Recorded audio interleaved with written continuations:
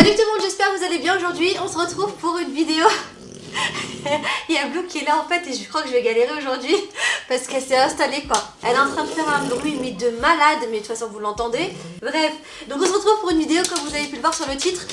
On va parler des 7 choses, de 7 choses en tout cas pour moi en ce moment qui me prenaient la tête beaucoup plus jeune. Et donc maintenant en fait je m'en fous avec l'expérience, la maturité etc. Et j'ai eu... Elle me chatouille. Et j'ai eu en fait cette idée de vidéo en disant arrête. Je suis désolée. Elle est en train de me chatouiller avec ses moustaches. Voilà la position. Elle a juste posé sa tête sur ma cuisse en fait et elle va rester comme ça. Ça va, t'es à l'aise là? Ah, regarde la caméra. Non mais t'es hallucinante. T'es sérieuse? Bon, si tu restes comme ça, pas de bruit, c'est top. Oui, donc je vous disais, le livre s'appelle L'art subtil de s'en foutre et il a été écrit par un gars qui s'appelle Mark Manson. Je crois même qu'il a une vidéo YouTube où il explique un petit peu comment il en est arrivé à écrire ce livre-là. Du coup, ce livre a vraiment cartonné aux États-Unis, il a inspiré pas mal de personnes. C'est en fait un livre de développement personnel dans lequel l'auteur explique en gros qu'au quotidien, il y a trop de choses auxquelles on attache trop d'importance, qui n'ont absolument pas du tout d'importance justement, qui nous polluent l'esprit et la vie. Alors que le plus important pour une vie heureuse, c'est de se concentrer que sur les choses importantes et faire la part des choses en fait. Et à travers ce livre en fait, il essaie d'encourager l'authenticité, le naturel, le fait de s'accepter tel qu'on est et de s'aimer surtout dans la société d'aujourd'hui pour avoir une vie un peu plus agréable quoi. Et donc j'ai fait une petite liste vite fait de certaines choses qui me prenaient mais vraiment la tête plus jeune et dont maintenant mais j'en ai strictement mais rien à faire. Et la première chose, et à mon avis c'est un point quand même assez important, c'est que je m'en fous royalement de ce qu'on pense de moi. Alors dit comme ça peut paraître évident, mais c'est pas nécessairement le cas. En tout cas ça ne l'était pas pour moi clairement plus jeune. J'avais toujours du scrupule, je faisais toujours attention à ce qu'on pouvait penser de moi, je voulais toujours faire bien les choses, etc. Et la vie des autres comptait beaucoup pour moi en fait. J'avais toujours envie de faire plaisir, etc. Et souvent on s'en rend pas toujours compte, c'est assez ancré en nous en fait, c'est vraiment instinctif. On a souvent besoin de l'approbation de telle ou telle personne pour par exemple prendre une décision ou pour faire un choix quel qu'il soit. Donc ça peut vraiment être un défi pour pas mal de personnes de se foutre royalement de ce qu'on peut penser de soi. Surtout que là on est vraiment dans une société qui a beaucoup changé, où on est constamment jugé par les autres, généralement. Ça peut être par ses amis, au travail, peu importe, par des étrangers, par sa propre famille, ou en fait soi-même. On peut très bien aussi s'auto-juger au quotidien. C'est très compliqué ça aussi, et ça peut toucher tous les domaines, son apparence physique, sa réussite professionnelle, le travail par exemple, les choix de vie, sa situation financière, etc. Mais honnêtement, je suis arrivée à un stade où je m'en fous mais royalement quoi. Je pense tout simplement en fait qu'il faut vivre sa vie pour soi-même. Alors après c'est sûr que c'est toujours enrichissant, c'est important d'écouter les opinions des autres, les avis en général en fait, mais quand il s'agit de soi-même, quand il s'agit d'une décision qu'on doit prendre pour soi, vaut mieux son cœur, sa tête et ses instincts. Je pense que c'est vraiment le mieux pour prendre une décision, peu importe si c'est la bonne ou la mauvaise, peu importe si on se plante ou pas, au moins on se sera planté et la leçon elle sera retenue et c'est nous-mêmes qui avons pris la décision, on n'a pas été influencé par qui que ce soit. D'ailleurs je vous dis ça et en fait il y a un souvenir qui me vient là d'un coup. J'étais super jeune, j'étais vraiment à l'école, mais souvent en fait, je sais pas si ça vous est déjà arrivé ou pas, quand on faisait un contrôle, un examen quoi, genre on est là concentré sur sa feuille et tout. Et en fait on écrit un truc et après on commence à hésiter, on sait plus, on doute etc. Après on efface, après on réécrit, après on réefface, on réécrit et on sait pas si c'est la bonne ou la mauvaise réponse. Et genre il y a un pote à côté qui vous dit non moi j'ai mis ça. Et vous en fait vous savez que c'est pas la bonne réponse, mais dans le doute en fait, au lieu d'écouter votre instinct, bah vous allez écouter ce que le pote vous a dit parce que vous avez plus fait confiance à la réponse du pote qu'à la vôtre en fait. Et au final, c'était pas la bonne réponse, ce que vous avez mis au départ c'était la bonne quoi. Ça m'est arrivé mais genre trop de fois, ce genre de trucs. Et ça c'est des trucs qui vous construisent aussi en fait. À chaque tranche d'âge en fait, on vit des petites expériences comme ça à notre hauteur qui font qu'en fait ça nous permet de forger son caractère. Non mais là je me souviens à l'époque je faisais ci et ça et à chaque fois je me plantais parce que je m'écoutais pas. Maintenant je vais m'écouter et c'est terminé, même si je me plante tant pis au moins j'assume. Et bah c'est ça en fait que moi je finis par me dire de toute façon quoi qu'il arrive je vais assumer, au moins c'est moi qui aurais choisi, au moins c'est moi qui aurais pris la décision et si je me plante bah tant pis, au moins moi j'ai appris la leçon et puis voilà quoi. Mais dans le monde des adultes en gros tout ce qui touche à la réussite professionnelle, financière, à son physique etc. Ça c'est vraiment beaucoup plus délicat parce que avec un commentaire, avec une critique ça peut complètement détruire le moral et faire perdre confiance en soi pour certaines personnes. Et c'est pour ça qu'il faut vraiment essayer de construire une carapace en fait où on accepte les critiques, on accepte les avis, les opinions etc. Mais la prise de décision en fait il faut qu'elle revienne à nous-mêmes quoi. Je me souviens aussi d'un autre truc, ça m'avait choqué n'empêche, j'étais ado. Et il me semble que j'avais genre 16-17 ans, un truc comme ça. Et avec les copines, on était partis sur les champs pour se balader. Et je me souviens à l'époque, en fait, il y avait une mode énorme pour les pantalons militaires.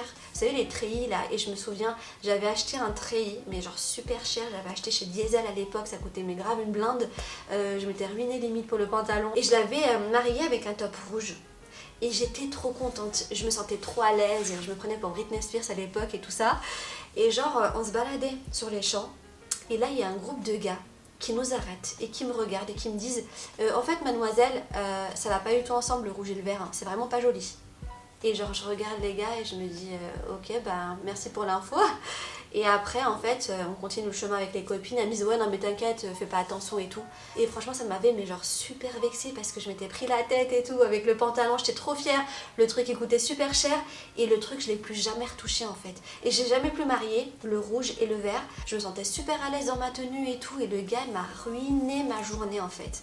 Mais voilà c'est pour vous donner en fait l'exemple en fait des trucs, des petites remarques comme ça quand on est dans son délire que ça peut vexer en fait. Mais c'est justement ce genre de truc dans le livre justement dont il parle qui devrait pas nous vexer. On prend l'info, bon bah t'aimes pas, d'accord, mais moi j'aime bien, je me sens bien dans ce que je porte, tant pis quoi. Quelqu'un d'autre va me dire bah que c'est super joli. Mais en tout cas, l'essentiel c'est que moi je me sente à l'aise dans ce que je porte, que j'avais le sourire, et je vais garder le sourire parce que je vais continuer à m'habiller comme j'ai envie quoi. Et c'est ça qui me dérange un peu dans la société d'aujourd'hui, c'est qu'on est toujours en train de se regarder. Elle a mis ci, elle a mis ça, telle marque ou telle marque, ou ça va pas avec ci ou ça va pas avec ça, ou moi j'aurais pas matché ça ou ça. Mais qu'est-ce qu'on s'en fout en fait? Chacun pense ce qu'il veut, où il veut, comme il veut, chacun fait sa vie, tout le monde est dans son monde. Moi ça me fait plaisir de voir des personnes habillées toutes les couleurs, comme des personnes habillées avec des trucs un peu extravagants. J'adore voir les différences en fait de culture, de style, tout ça, ça me fait plaisir. Je trouve que c'est ça qui fait qu'on est dans un monde en fait diversifié et c'est enrichissant. C'est ça que je trouve très intéressant justement, et on n'est pas en fait des moutons quoi. On n'est pas censé tous s'habiller de la même manière, on n'est pas tous censés rentrer dans les mêmes catégories, c'est pas drôle, c'est pas comme ça qu'elle est faite la vie.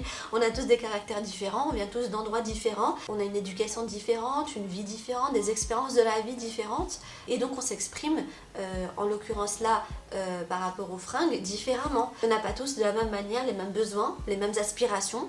Je parle par exemple pour le travail, on n'a pas tous besoin d'être avocat, médecin ou quoi que ce soit. Il y a des personnes qui font des boulots dans lesquels ils sont mais super épanouis. Il y a des personnes qui ont lâché leur cabinet d'avocat pour devenir artisans par exemple et qui sont super contents. On n'a pas besoin d'avoir des carrières de malades, passer à la télé ou gagner des milliers par mois ou par jour pour se sentir bien dans la vie en fait. On s'en fout de ce que fait son voisin dans la vie, de comment il s'habille. Sincèrement, j'en ai strictement rien à foutre.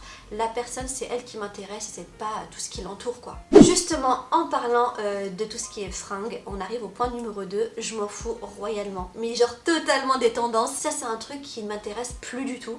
C'était quelque chose qui m'intéressait avant, plus jeune, normal, quand j'étais ado et tout ça. Mais là aujourd'hui en fait, je me suis rendu compte que la tendance de toute façon, ça n'existe pas. Parce qu'elle revient à chaque fois. Une tendance, par définition, ça dure un temps, ça disparaît, c'est remplacé, ça revient. Tout ce qui était tendance dans les années 70, 80, 90, qui sont devenus soi-disant has-been, sont revenus dans les années 2000, 2010, 2020. À chaque fois, le léopard, c'était has-been, c'est revenu. Apparemment, c'est devenu un indémodable. La fausse fourrure, has-been, maintenant on voit que ça. Les couleurs flashouilles, les couleurs pastel, c'est pas joli, c'est pas classe, c'est pas ci, c'est pas ça, c'est revenu. Tout ce qui est imprimé, les années 70, etc. Pareil, années 70, c'est complètement has-been. Et ben non, c'est revenu en fait dans les années 2020, c'est un truc de malade. D'ailleurs, en ce moment, c'est les années 2000 qui reviennent en force, alors qu'en fait à la base soi-disant c'était vraiment super moche, tout ce qu'on portait dans les années 2000 etc.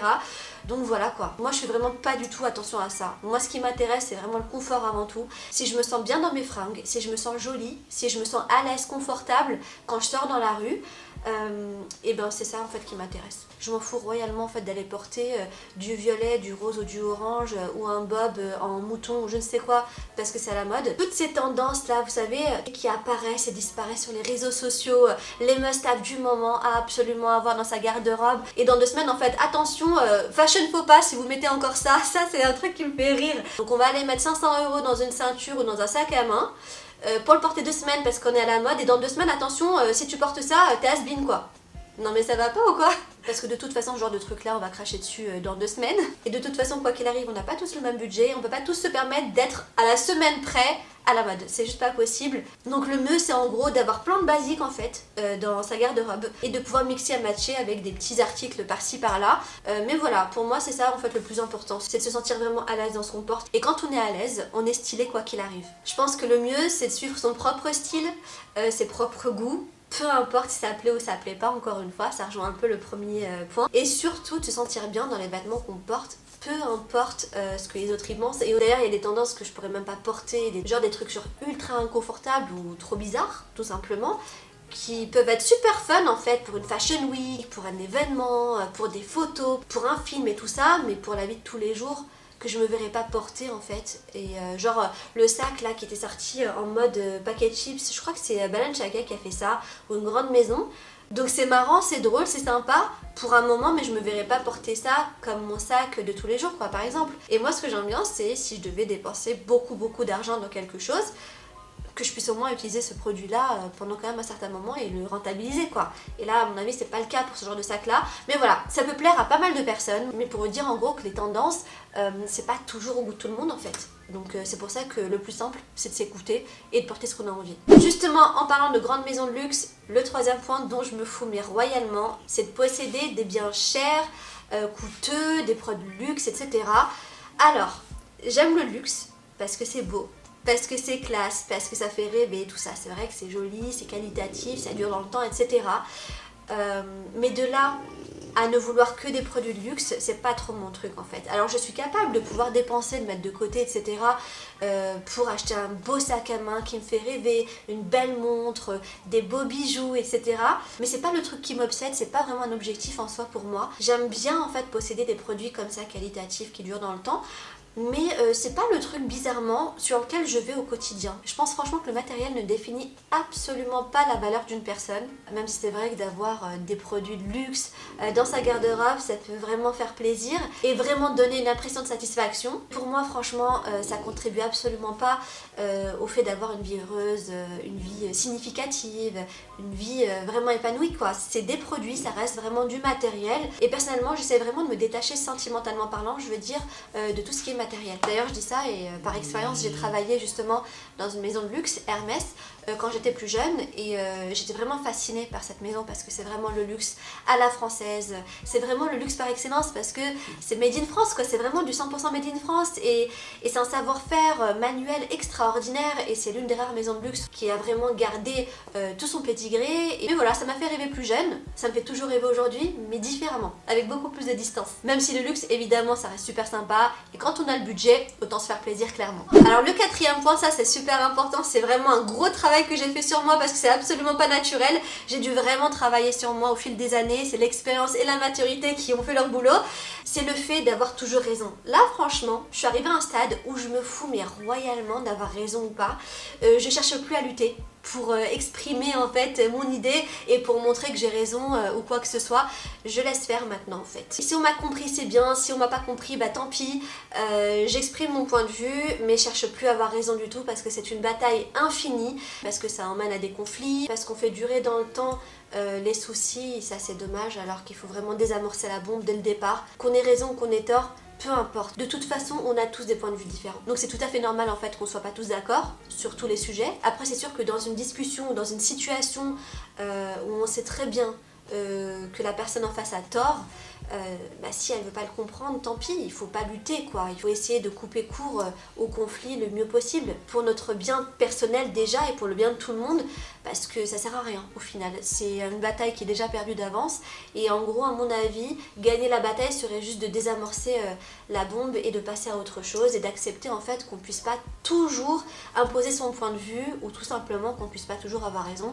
Il y a des fois où on a tort et il faut aussi l'accepter et ça c'est vraiment le truc sur lequel j'ai travaillé énormément ces dernières années et aujourd'hui en fait j'en suis arrivée au stade où si j'ai raison c'est très bien, super, on est tous contents, si j'ai tort je m'excuse et j'ai aucun problème à le reconnaître et honnêtement je vis mais avec beaucoup plus de sérénité maintenant que j'ai plus besoin du tout d'imposer mon point de vue quoi. Alors on arrive à la cinquième chose dont je me fous mais royalement et ça c'est aussi un truc assez compliqué dans la société dans laquelle on vit aujourd'hui, c'est le fait d'être parfaite. je m'en fous. J'ai énormément de défauts, mais j'ai, je l'espère, autant de qualités. C'est un équilibre, c'est comme ça. On a tous des défauts, on a tous des qualités. Il faut l'accepter, c'est une réalité. Basta. On n'est pas sur Instagram, on vit pas dans la vie de tous les jours avec un filtre. On ne peut pas être parfait, même si on vivait avec un filtre dans la vie de tous les jours, on trouverait toujours des défauts. Mais jusqu'à quel point en fait moi aujourd'hui je me dis mais tant pis, j'ai des cheveux blancs, c'est comme ça. Là j'ai fait le pchit là pour cacher un peu mes cheveux blancs, mais j'en ai laissé plein à côté. Avant mais jamais je serais sortie comme ça avec les cheveux blancs quoi. Mais là j'ai envie d'espacer les teintures, que je sorte maquillée ou pas je m'en fous. Parfois je sors en pyjama en fait pour promener Blue. Non c'est bon en fait, il y a trop de pression sociale. Aujourd'hui si on va sur Instagram pour vraiment avoir les nerfs solides, entre les belles gosses de partout, on se dit mais on est dans quel monde en fait. Moi je veux une quelle planète parce que je suis pas du tout comme ça en fait. Je suis petite, je suis mince, j'ai pas du tout les formes qu'on voit sur Instagram, mes cheveux sont fins. À ce niveau là je reste sous la couette dans ma chambre et je sors plus quoi. On n'est pas des avatars, on est des humains et heureusement. C'est pour ça que les défauts et les qualités c'est bien, c'est ce qui fait la singularité de chacun. Regardez Blue, elle en a plein des défauts Blue. Hein Bibiche, t'en as des défauts. Tu ronfles, tu pètes, tu rotes impunément, sans pression, tu dors du matin au soir. Mais à côté de ça, t'es la chaîne la plus gentille au monde, la plus mignonne, tu es douce, tu es belle, t'es aimante, t'es un amour. Mouah.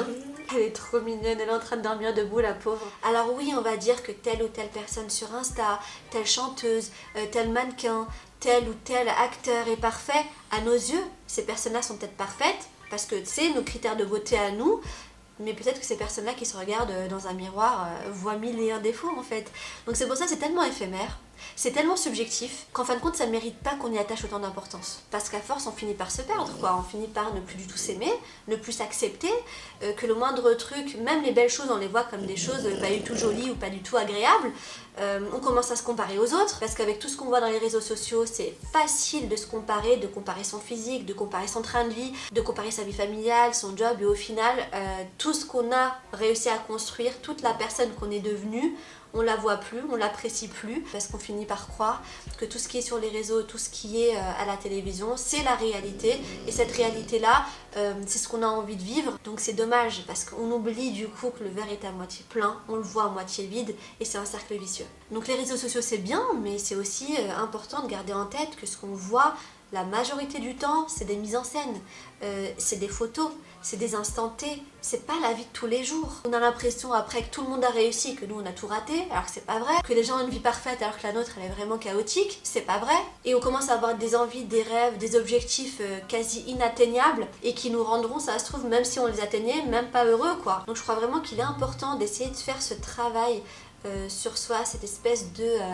détachement de tout ce qu'on voit et de faire un vrai travail sur sa personne, s'accepter sans se comparer aux autres parce que sinon on s'en sort plus quoi. Sixième point dont je me fous mais genre royal, ça va un petit peu dans ce sens, c'est d'avoir une vie conforme aux attentes de la société et ça encore une fois gros travail sur moi. La société dans laquelle on évolue aujourd'hui plus que jamais a tendance à nous dicter ce qu'on doit ou pas faire de notre vie, avoir une belle carrière, se marier, avoir une famille, avoir des enfants, bref tous ces trucs là en fait que la société nous dicte mais dont je me fous totalement. Ça c'est vraiment le truc que j'ai essayé de retirer complètement de mon système parce que sinon c'est pas faisable quoi. On peut pas vivre heureux si on est là influencé par les dictats de la société, c'est juste pas possible.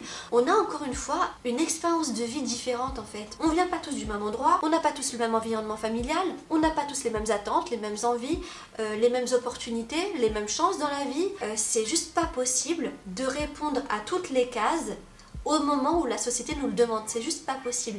Il y a des personnes qui vivent très heureuses seules, sans enfants. Il y a des personnes qui vivent heureuses avec des enfants. Il y a des personnes qui vivent célibataires et très heureuses aussi, mariées. Il y a des gens qui vivent très très heureux avec une carrière qu'ils aiment. Il y en a d'autres qui vivent très bien aussi en gagnant des millions, comme des personnes qui gagnent des millions qui sont malheureuses. Enfin bref, il n'y a juste pas de normes en fait. C'est juste pas possible de répondre à ces critères-là et se dire si on répond à tous ces critères-là, c'est sûr qu'on est heureux.